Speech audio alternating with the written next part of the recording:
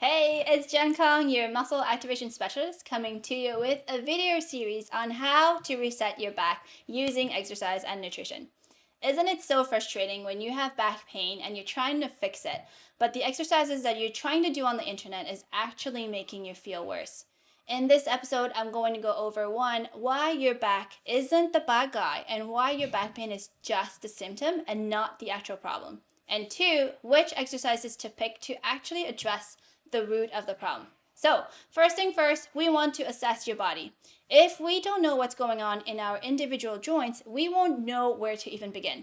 So, you see, our body is like a chain. When one link in the chain is broken, the whole chain is compromised.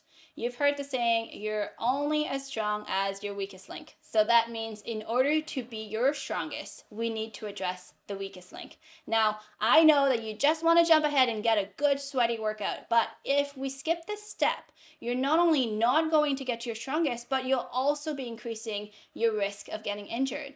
So keep your phone handy with you because you're going to need it to take notes. Let's go to my gym and we're going to go through the 3 steps you need to rescue your back pain in as little as 5 minutes every day. So first, we're assessing your range of motion. So what that really means is just we're comparing your right side to your left side. So sit comfortably on a chair. We're going to make sure that you have even weight on both of your butt cheek from one side to the other side. And all you're doing is really rotate to one side and see how much your body wants to go there and compare that to the other side. So what happens is your body's tightness gives us an indication of where the weaknesses actually are. And remember, we're looking for the weakest link in order to be able to improve your overall muscular balance. If one side is tighter compared to the other side, that gives us an indication of, okay, so the muscles that are needed to rotate me to the right are potentially not plugged in or not firing up optimally. So we need to, second, activate those muscles that are responsible for that limited range of motion. So in my case here, I was tighter rotating to the right. So what I'm going to do first is just use my abs to rotate to the right. And you're just holding that there. Make sure you're breathing and hold there for about 6 to 10 seconds lightly.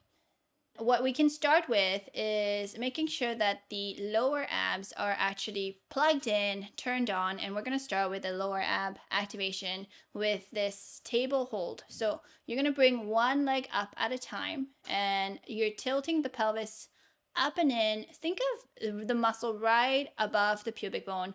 You're really just looking for that muscle to slightly pop into your finger as you flex the muscle.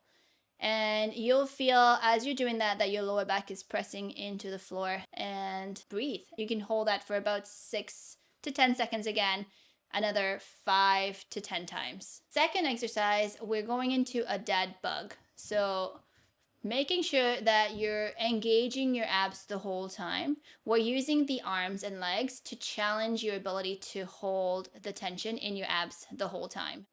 If you're having a little bit of back pain when you're doing with both the legs and the hands, you can also do just the leg part and bend your elbows and push your elbow right into the floor. The more support you have in your upper body, the more power you'll be able to get into the lower abs as you do the dead bug. After that, we're going into a glute bridge. So we're activating the glutes.